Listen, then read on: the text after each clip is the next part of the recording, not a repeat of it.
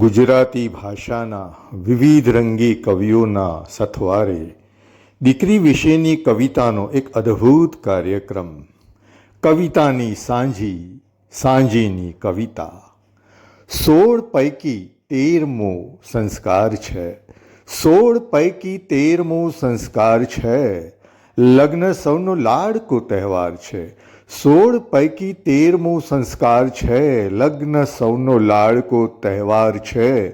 આવો બેસો આવજોથી પણ વિશેષ, આવો બેસો આવજોથી પણ વિશેષ, આપણો આ વહાલનો વ્યવહાર છે, આપણો આ વહાલનો વ્યવહાર છે. દીકરી જાણે હરતું ફરતું સ્વર્ગ અમારા ઘરમાં, દીકરી જાણે હરતું ફરતું સ્વર્ગ અમારા ઘરમાં, સાગર આવી વસી ગયો જાણે નાની ગાગરમાં. લાડકવાઈ દીકરી અમારી સાસર વાટે ચાલી, લાડકવાઈ દીકરી અમારી સાસર વાટે ચાલી, કંકુ થાપાની ગઈ નિશાની સાસર વાટે ચાલી. સાસરીઓ તું ખુશાલીથી ભરજે, અમે સિંચેલા સંસ્કારોનું અજવાળું પાથરજે. ને કાલું ઘેલું એવું તારું બચપણ યાદ આવે છે, કાલું ઘેલું એવું તારું બચપણ યાદ આવે છે, તને સ્કૂલમાં મૂકવા ગયા તા એક ક્ષણ યાદ આવે છે. પારણું થાકી જશે તો દીકરી જાગી જશે, સ્તબ્ધતા પામી જશે તો દીકરી જાગી જશે. પારણું થાકી જશે તો દીકરી જાગી જશે, સ્તબ્ધતા પામી જશે તો દીકરી જાગી જશે. सुर क्या विलाया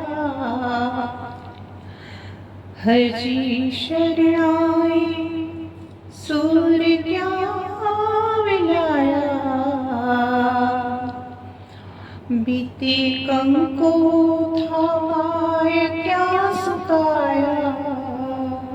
કે દીકરી મારી આજ ફરીથી પિયરનું આંગણ વાળે છે, દીકરી મારી આજ ફરીથી પિયરનું આંગણ વાળે છે, પગલું વાવે સમરણ ઉગે ખાલી પાનું રણ વાળે છે. વાલ ભર્યું આકાશ અને ઘરની છત છે, વાલ ભર્યું આકાશ અને દીકરી એમાં ઝગમગ એક સિતારો છે. તો નદીઓમાંથી ખળખળ લીધી ઝાકળમાંથી ઝરમર, નદીઓમાંથી ખળખળ લીધી ઝાકળમાંથી ઝરમર, સાગરનો ઘૂઘવાટ લીધો ને વેણુમાંથી સરગમ. ઈશ્વરના હાથોનું છે આ દીકરી નામે સર્જન. ને શેર છે કે બાળપણના એ રમકડા પૂછતા, બાળપણના એ રમકડા પૂછતા, ક્યાં ગઈ મારી રૂપાળી દીકરી. અવતરણ થતા એ લાગણી થઈ, દીકરીનું અવતરણ થતા એ લાગણી થઈ, વાલપની વહેતી એક નદી ઘર બની થઈ. તો ગાંડી ઘેલી રહું ઉછળતી ને ઘણા સ્વપ્ન જોતી, મમ્મી પપ્પા ટક કરે પણ એ સાંભળે છે, મારું નાનું જગત હતું ને હું રહું મગ્ન એમાં, નાના મારા નભપટ પરે ચિત્ર હું રોજ દોરું. એક લગ્ન ગીત. ઉડી ઉડી રે એક ચરકલડી, ઉડી ઉડી રે એક ચરકલડી ઉડી અને પછવાડે ઊંડું આંગણું. દીકરી કે જોઈ સરીખું હસતી, કે જોઈ સરીખું હસતી, ઘરના ખૂણે ખૂણામાં તું અત્તર થઈને ફરતી, કે જોઈ સરીખું હસતી. હૈયું ભરાયું છે, જીવ આખો કળીએ કપાય છે, આજ દીકરીની સાસરે વિદાય છે. બસ સમજાય એવું બોલજે દીકરી, સૌને બસ સમજાય એવું બોલજે દીકરી, આ હૃદય ભીંજાય એવું બોલજે દીકરી. મંગળ ફેરા વલ્લભ સાખે, અવસર મંડપ માણે, હેમાક્ષી યજ્ઞેશની સંગે પળપળ સાથ વખાણે. નમસ્કાર મિત્રો, કેમ છો? આપે જે નિહાળ્યું એ માત્ર ટીઝર છે, અમારા આનંદનું સંક્ષિપ્ત રૂપ. આટલી જ કવિતાઓ નથી ને કવિઓ પણ આટલા જ નથી. મારી દીકરી હેમાક્ષીના શુભ લગ્ન આગામી 11 નવેમ્બરે સુરતમાં યોજાનાર છે અને એ પ્રસંગે અમને જે લાગણીસભર વિચાર આવ્યો અને જોત જોતામાં અમારા આ ઇમેજિનેશનનું ક્રિએશનમાં રૂપાંતર થયું ગુજરાતી ભાષાના માધ્યમથી, પોએટ્રીના માધ્યમથી. ટીઝરમાં આપે જે નિહાળ્યું એ માત્ર રેન્ડમલી કવિઓ એડિટર મિત્રોએ સિલેક્ટ કર્યા છે અને કવિઓનો ક્રમ પણ રેન્ડમલી આપ્યો છે. આખો કાર્યક્રમ શું છે અને આખો કાર્યક્રમ ક્યારે અને કેવી રીતે રજૂ થશે? તો મિત્રો, ગુજરાતના, ગુજરાત બહારના ગુજરાતી ભાષાના વિવિધ રંગી 40 કવિઓ આ કાર્યક્રમનો હિસ્સો બન્યા છે અમારા આમંત્રણને માન આપીને. તો એક સાથે 40 કવિઓ કેવી રીતે રજૂ થાય એ આપ સૌને પ્રશ્ન હોય તો એનો ઉત્તર છે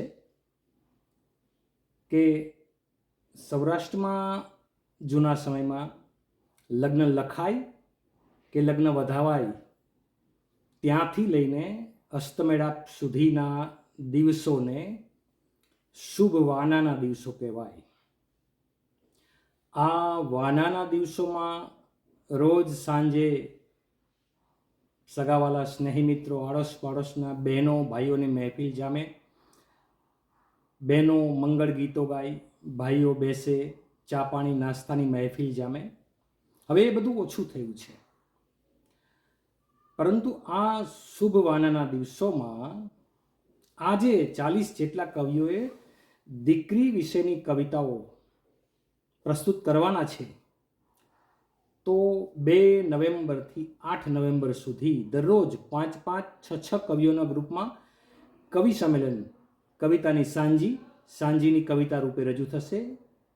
પ્રી રેકોર્ડેડ ઓફલાઈન આ કાર્યક્રમ 2 નવેમ્બરથી 8 નવેમ્બર દરમિયાન ઓનલાઈન રજૂ થશે ફેસબુક, ઇન્સ્ટાગ્રામ, યુટ્યુબ પર. આ કાર્યક્રમનું સંચાલન કર્યું છે સુરતના કવિ મનસુખ નારિયા, કવિ પ્રશાંત સોમાણી અને કવિ મિત્ર મયુર કોલડિયાએ. તો 40 જેટલા કવિઓનો ખૂબ ખૂબ આભાર. ઘણા મિત્રો દિવાળીનો સમય છે એટલે રચના પહોંચાડી શક્યા નથી વિડીયો બનાવીને. તો એમના હૃદયનો ભાવ હતો પણ મને રચના એ કોઈને કોઈ કારણસર મોકલી શક્યા નથી. તો એ બધા કવિ મિત્રોનો પણ ખૂબ ખૂબ આભાર. સંચાલક મિત્રોનો ખૂબ ખૂબ આભાર.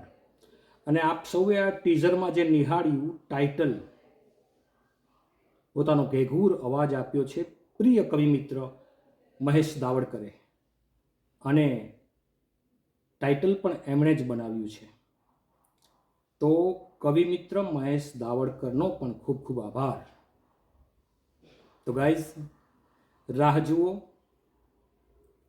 ઓનલાઈન કાર્યક્રમ કવિતાની સાંજીની કવિતા શુભ વાનાના દિવસોમાં 2 નવેમ્બરથી 8 નવેમ્બર દરમિયાન દરરોજ સોશિયલ મીડિયાના પ્લેટફોર્મ દ્વારા રજૂ થશે.